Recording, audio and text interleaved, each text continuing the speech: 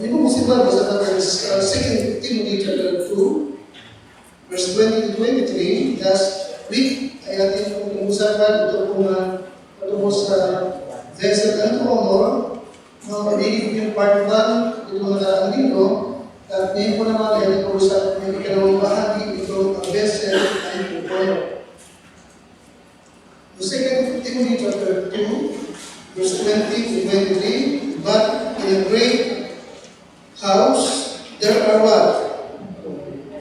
There are not only vessels of gold and of silver, but also of wood and of earth, and some to honor and some to dishonor. 21 like that.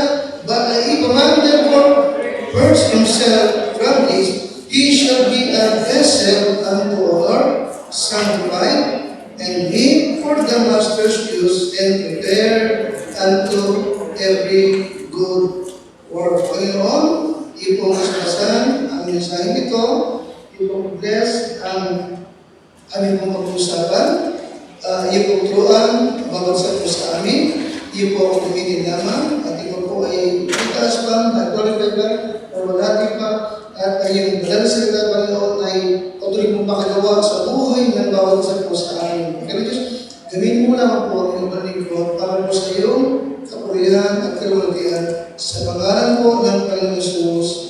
Amen. Now, verse number 20, but in a great house. Okay, ito yung second part na aking po naging mensahe. Itong nakaraang Miyerkules, a vessel and to honor. Now, in verse number 20, sinabi po ko, sabi na but in a great what? Alright, hindi yung great house. Now, the great house is what? The church. The great house is what? Pakalabas? The church. Dito. Ang church ay tinawag na what? Great house. Now, sa atin, saan natin nakuha yun? 1 Timothy 3:15. Okay, let's go. Okay. 1 Timothy 3:15. Kaya nga, pakalabas.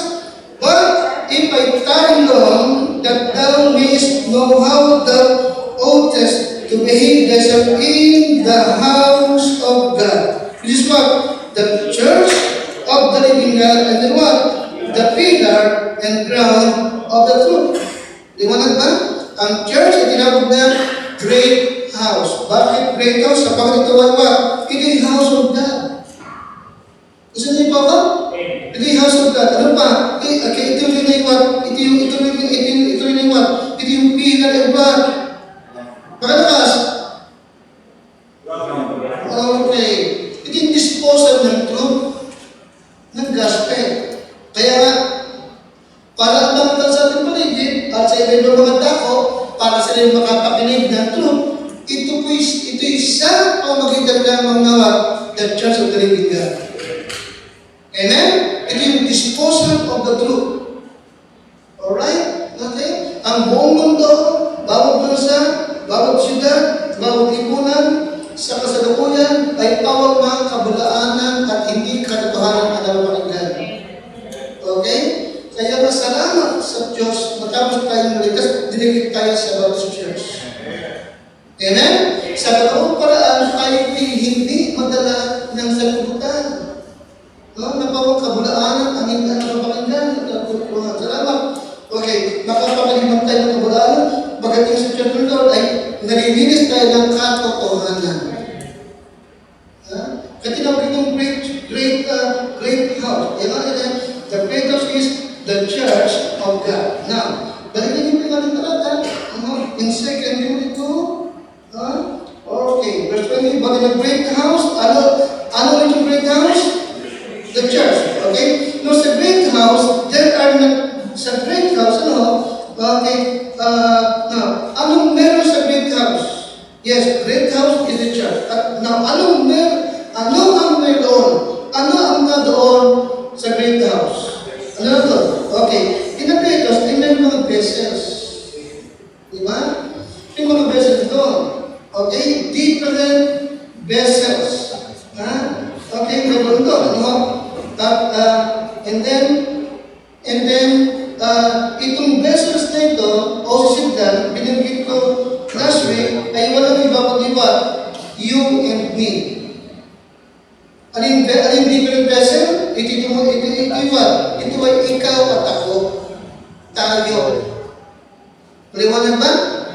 Amen? Tayo yung vessel. O what? Sisidlan.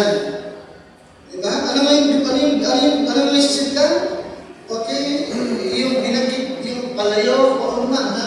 Na ginagamit para mapainom, para mainuman at kainan. Tama? Amen? Ito yun. Ha? Pero ganun pa man, sa Great House, yes, may mga vessels, pero iba-ibang vessels. Merong vessels to honor, meron din vessels na unto dishonor. Sa Tagalog is what? Bagamat mga sindan, pero iba-iba. May mga sisindan na sa ikapupuri, at meron yung mga hindi sa ikapupuri. Amen? Ano yung vessel na ikapupuri? Ito yung mga sisindan na yari sa ginto at pina. Amen? Amen? Ito yung ano. Ha? Amen? Ikararangan na gusto talagang gamit sa may-ari. Okay? Meron din naman mga beses na dishonor. Ano yun? Ito yung mga yari sa kahoy at sa dapi o clay. Diba? Amen? Pero ang ibig ng Diyos, ikaw at akaliwat, magsibesed ang honor. Tama? Amen? Gold and silver. Now, at ating nag-usapan last week, no? Okay, ang vessel ng honor is separated. Vessel, di ba? Ibinukod na para sa kanya. Okay, ano yung pangalawa? Satisfying. Amen? Nasisiyahan ang may-ari na kanyang gamitin. Amen? Pero lubog siya. Natutuwa siya. Kaya kanya talagang nililinis, di ba? Pinakikinta. Amen? Iniingatan, inaalagaan. O, di ba? Alright, kaya ito ay ibang din tayong Christian. Okay? Separated, satisfying, ano pala ito? Sanctified. Talagang ibinukod na para sa kanya. Okay? Ginaganyan niya. Okay? Sanctified. Alright? Sanctified, design for use. Diba? Design for use. Alam niyo ba yun? Design for use. Okay? Alright. Kaya talagang dinisenyohan niya. Ano po? Okay. Design for use. Ano ba ito? Okay? Kaya tayong mga mananampalataya na kanyang ginagamit ay talagang inilagay niya rito for a purpose. May mga bagay na kanyang ipinahihintulot na dumating sa iyo, madaanan mo, maranasan mo. Bakit? Again, for a purpose. Amen? May mga tao na inilalagay ang Diyos sa iyo na makasama mo at magtulong sa iyo, bisan disiplinahin ka, pagalitan ka for a purpose. Ano ba? Amen? Design for a purpose. Kaya malapit lang sa matuto kang sumunod, matuto kang magsalita. Amen? Yung nalala niyo po yung si Jeremiah, yung Potter's House? Ano yung ba yun? Sabi niyo? May karapatan ba yung palayo sabihin niyo sa gumagawa sa kanya? Ano ginagawa sa akin? Wala. Tama? Sanctified. Napakitapat, special. Okay? Made for the master's use. Okay? God has a very specific thing that He wants to do sa bawat isa sa atin. Talagang may paggagamitan tayo. Okay? Ikalima, vessel ang honor is serviceable, prepared unto good works. Diba? Serviceable means ready, willing, fit for use. Amen, Krishna? Amen? Dapat talaga gagamit-gamit sa may Ngayon, ating pag-usapan ng gabi, how to become a vessel unto honor. How to become a vessel unto honor. Ayaw ko na ako yung maging vessel na parang made of wood. Ano isa? Made of clay, diba? Yung vessel na yari sa kahoy serviceable. Hindi fit for the master kasi yari siya saan? Alright. Okay? Kasi yung made of gold at yung made of silver, pag dumaan sa apoy, lalo siyang nag-purify. Nakikinig niyo sa akin? Amen? Yung apoy ay nakatulong para yung gold and silver ay lalo pa mag-iwa? Purify. Samantala yung made of gold, pag dumaan sa apoy, ano nangyayari? Ha? Nasusunog. Hindi nakakatagal, tama? Oh, yung made of clay, ganun din. Amen, you sir? Amen? Now, understand nyo sa iyo sa akin, kung sabi tayong vessel and color, made of what? Gold or silver. Now, how to become a vessel of honor? How to become a vessel of honor? In verse number 21, but in a great house, there are not only, if a man therefore purge himself for this, he shall be a vessel unto honor, sanctified, and meet for the master's use. Ano nga rin yung meet? Meet means good and profitable, diba? Good and prepared. Now, how to become a vessel of honor? Number one, there must be a purging. To become a vessel unto honor, there must be a what? Purging. Talagang dapat na magkakaroon tayo lagi ng what? Pagdilinis ng ating mga sarili. Amen, you say? Amen? Amen? Purging ay galing sa salita na yun. Purga. Ano yung purga? Pag nagpupurga, anong ginagawa? Nililinis yung tiyan mo, di ba? Yung katawan mo. No, ganun din sa ating buhay. No? Upang ikaw at ako, ay masabing sisignan na ikaw pupuri at talagang karabat dapat na magamit na may-ari. Yan ang Diyos. There must be what again? Alright. In the name of dilinis. Okay. There must be purging. Okay. No, sa paanong paraan tayo napupurgan? Sa paanong paraan? Okay. Okay. Sa mga ng Word of God. John 17:17, sanctify them through thy word. Thy word is truth. Amen? Saan ang parang ng purging? John 17:17, bakit naman? Word of God. Is ba? John 15:3.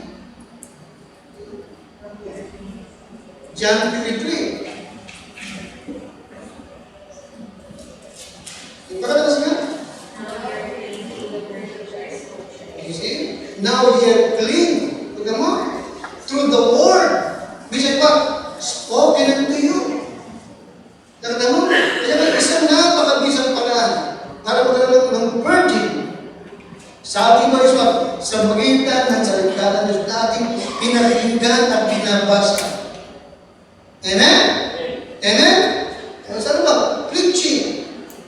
Sabi ni Pablo na Timothy, preach the word, be instant, in season, and reprove, then what? Rebuke. Amen? May mga tao talaga na ang Diyos, idudulot niyan, dumaan sa buhay mo, para nare-review ka. Sabi na parang nila, nasasaway ka. Hindi laging tama ang iniisip mo. Hindi laging tama yung binabalak mo. Amen? Hindi laging tama yung danas mo tinatak. Kailan mo talaga sasaway sa iyo. No man liveth unto himself, and no man dieth unto himself.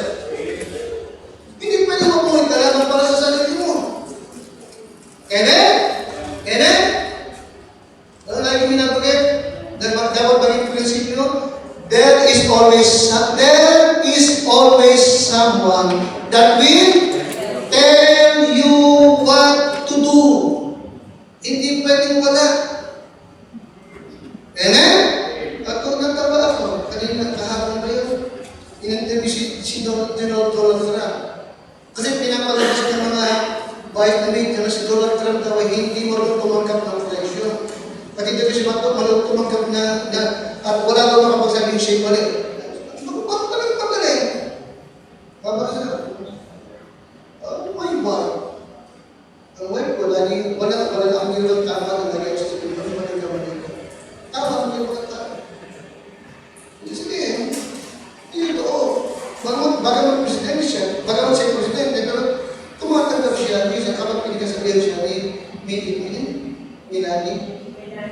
nila niya. And kasi, tugan ka sa Christian tayo.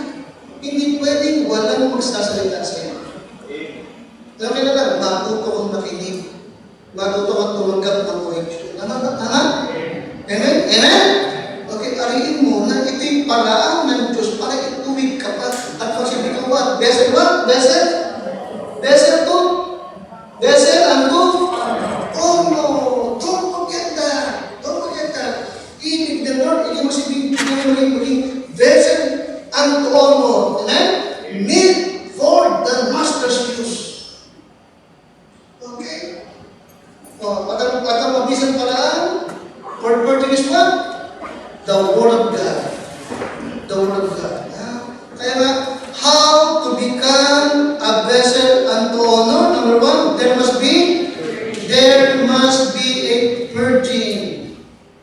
There must be a purging. No? Okay? Alright. Sa verse 21, if a man therefore purge himself from this, he shall be a vessel unto all. Sumunod, sanctified. Nakita mo yung sanctified. Ito mo, ang word of God, very powerful. Para ihiwalay ka sa masama. Liwanag ba?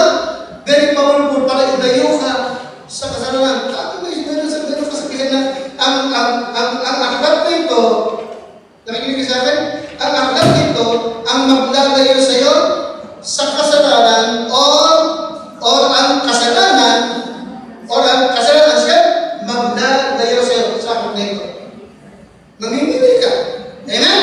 Namimili ka. Ito ang maglayo sa iyo sa sin or ang sin ang maglayo sa iyo sa Word of God. Amen? Maraming ganyan. Isipin ko maraming ganyan. Okay? Ayaw nang dumalo sa church. Bakit? Kasi nare-review siya. Akala isinusubo siya. Susubo. Diba namin?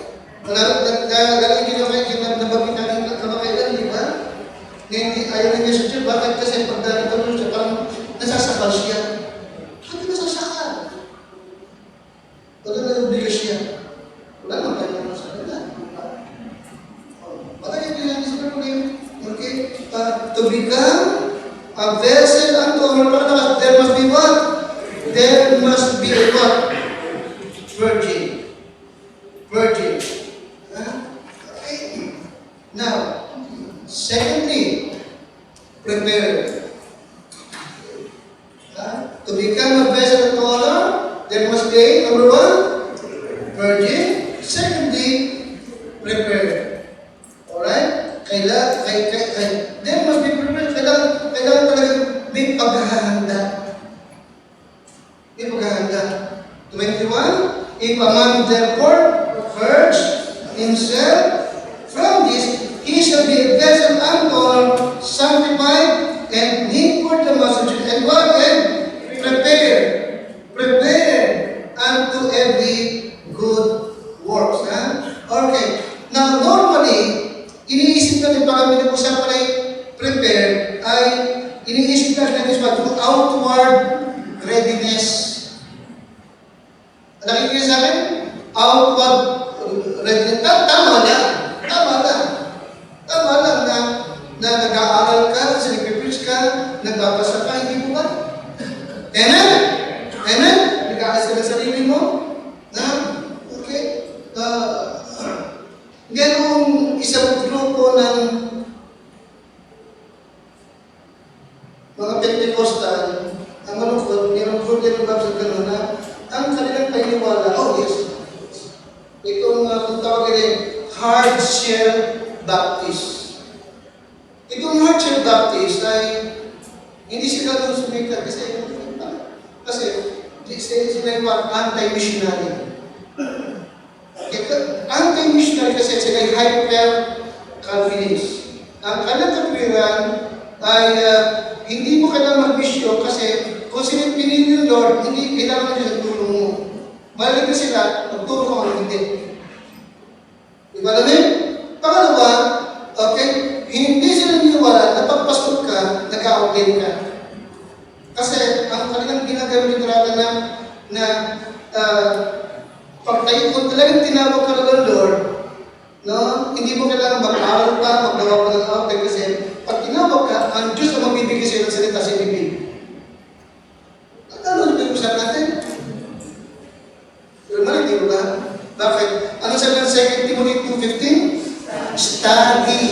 to show thyself approved unto God. A workman that needed not to be rightly dividing the word of truth. Amen? In John 15, search the scriptures for them. Diba? Saling-saling na masulatan. Study. Amen? Hindi na Apostle Pablo, diba? Nakakulungan, pero sabi niya, di mo rin, dali mo sa akin yung parchment, tsaka yung book. Tama? Bakit? Nagkaalam siya eh. Okay, ano yung pinag-usapan? Okay? To become a vessel unto honor, kailangan meron tayo, kailangan meron tayo ba? Preparation, inihahanda natin ang ating mga sarili. Okay? Now, hindi lamang magbasa, hindi lamang malamig, kundi mahalaga rin, meron tayo na spiritual preparation. Ano sabi mo? Spiritual preparation.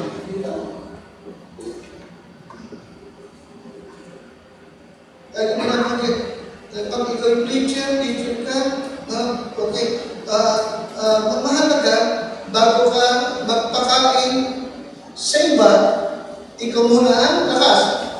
Kakain. Nakikinig ka sa akin? Bago mo i-deliver ang mensahe, mahalaga na i-deliver mo ulit sa iyo sarili. Ikaw muna ang nakinabang. Nakikinig ka sa akin? Hindi ka pwede magpakain kung hindi ka kumakain. Diba namin? Huwag mangyari na kaya ka magkabasa ng Bible para mag-prepare ka na ng lesson. No.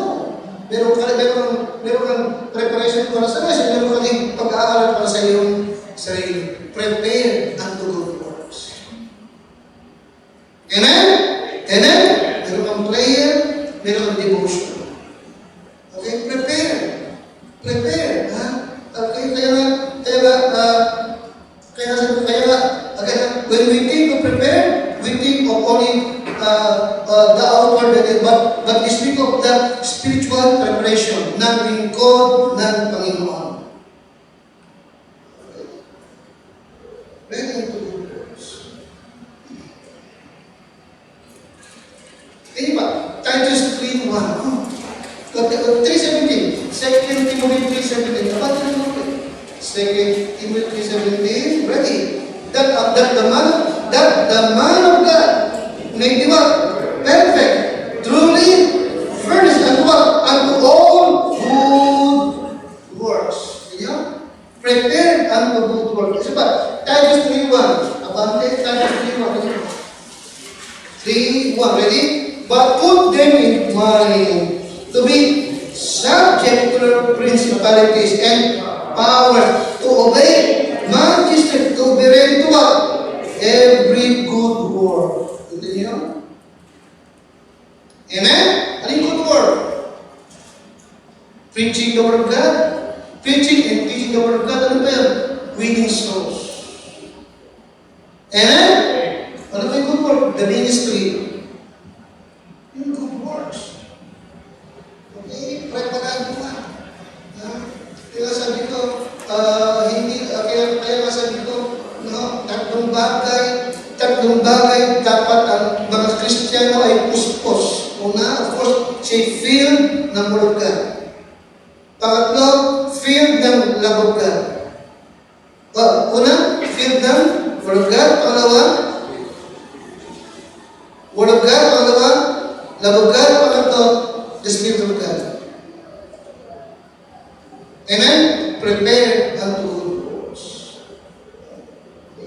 Pero to become a vessel of honor, there must be clergy. Pangalawa, there must be preparation. Prepared unto good. Pangatlo, verse 22. Verse 22. Pakatakas na? 22. Ready? 2 Timothy 2:22. Ready? Flee also you for that. Una, to become a vessel unto honor, there must be, again, virgin. Pangalawa, prepared. Pangatlo, he must be willing to flee. Ano yung pangatlo? Pangalawa? Alright. Diba? Okay. Upang ikaw, ako, ay magsilbing vessel na ikaw pupuri ng nangyari, you must be willing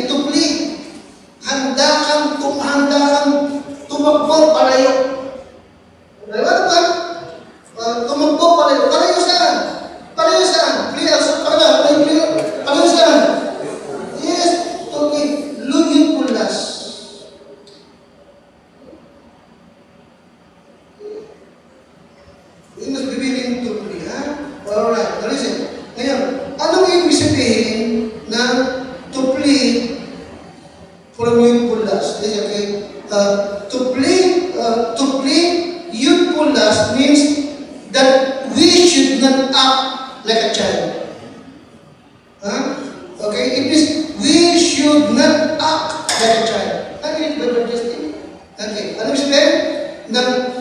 To plea youthful lust, it means what? We should not act like a child, thinking that we should get whatever we want. Ano ba yan? Yan yun. Huwag kang mag-ugali ng parang batang maliit. Ang batang maliit, kapag nagustuhan, gusto. Pag hindi nakuha, galit at tanang mo.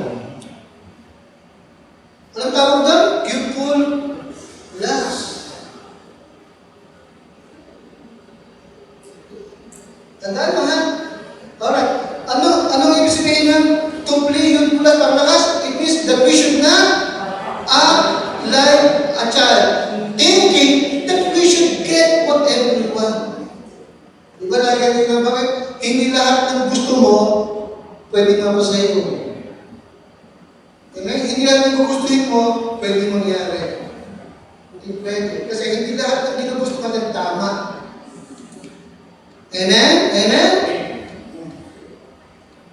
Isang gusto mo lang. Sabi ko sa isang baka gusto mo lang. Sigurado ka ba yan ang nilulugod sa iyo? Sigurado ka ba? Baka gusto mo lang. Kasi hindi naman yan talaga nilulugod sa iyo.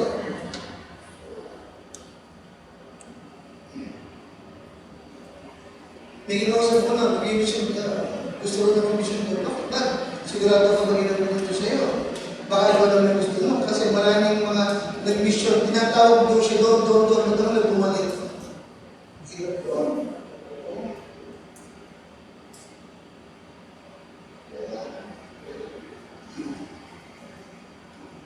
Now, okay, nung sinabi naman ba, plea also youthful lust, no? Huwag mong isipin na ito'y applicable lamang sa mga young people. Hindi mo pinag-uusapan nito na ito'y tungkol lamang sa young people. Youthful lust was referring to strong, uncontrolled desire na nakikita mo sa mga bata at sa mga immature. Ulit ba? Youthful lust was referring to strong, uncontrolled desire. Strong, uncontrolled desire na ating nakikita sa mga batang maliliit at sa mga immature.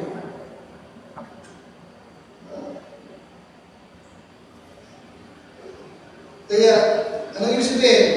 Youthful lust is the uncontrolled longing for pleasure. Nalagay ko ba Justin? Youthful lust is the uncontrolled longing for pleasure. Ano pa? Entertainment. Sinabi mo ako ha? Ano pa? O kasabing beauty. Ano pa? Prominence. Ano pa? Possession, ano ba? Wealth or popularity. May mga ganyan, hindi po ba? Na sumikat lang, makilala lang kahit na i-house event yung sarili. Nakinig ka sa akin? Yun ang youthful lust, uncontrolled longing for pleasure and entertainment.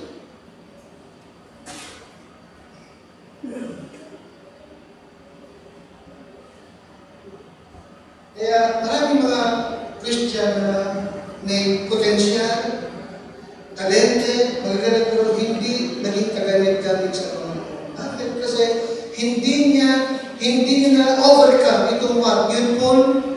Youthful lust. No, anong bilhin ng Diyos sa atin? Plea. Liwanag daw? Plea. Tumakas ka. Lumayo ka. Hindi na, di ba? Napansin nyo, hindi sinabing pray. Kundi what? Lead. Napansin mo? Oh. Kasi minsan, nasa harap mo yung gustong-gusto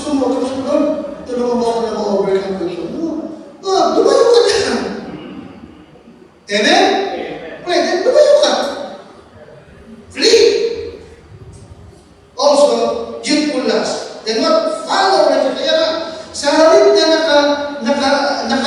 nakatayo ka sa harap ng hinahanap mo yan, ang sabi is what? Pray. At tunguhin mo yung righteousness, listen. Pray also yung punas, but follow what? Takas. Kayo ito. Takas. Righteousness, then what? Faith, then what? Charity, then what? Peace with them that call on the Lord out of a pure heart. Kaya nga, to become a vessel unto honor, there must be virgin. Pangalawa, preparation. Pangatlo, you must be willing to play. Kailan willing ka? Okay, bakit minsan willing? Kasi hindi ka napilitan na. Hindi ka hinarap, kundi willing ka na lumayo. Sama-sama ngayon.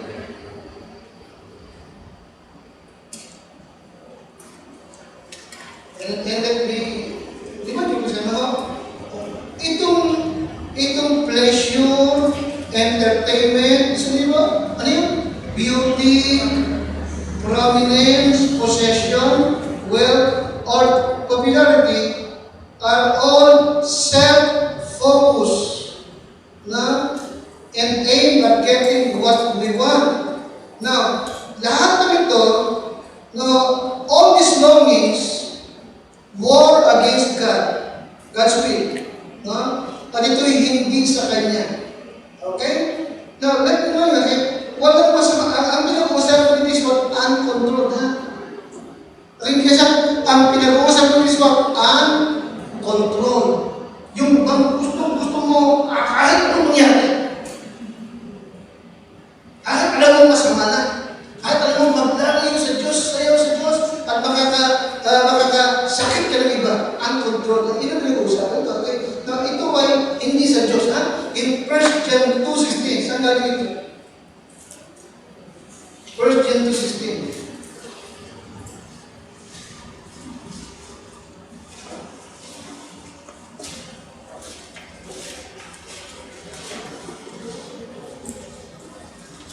Okay, sila po kayo? 1 John 2:16. Ready? Basta. For all that is in the world, the lust of the flesh, and the lust of the eyes, and the pride of life is not of the Father, but is of the world. And the world passeth away, and the lust thereof, but he that doeth the will of God is what? Abideth forever.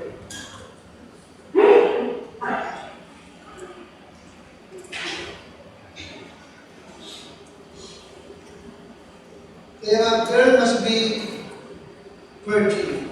No? Again, preparation, and then what? Be willing to flee. Kaya sa libing ito, kapatid, ang nais ng Panginoon, ikaw at ako ay magsilbing vessel unto honor. Okay, sige. Now, ano nga yung great house na binabanggit? Yes, the church. At sa church, ay may mga iba-ibang klaseng vessel. At ang vessels ngayon is what? Ikaw at ako. Amen? Merong vessel na made of clay, merong vessel na made of wood, pero ibig ng Diyos, tayo masabi mo, vessel at honor made of what? Gold or what? Silver. Ha? Tayo ulit yung lahat ng ito, aling mga salamat po sa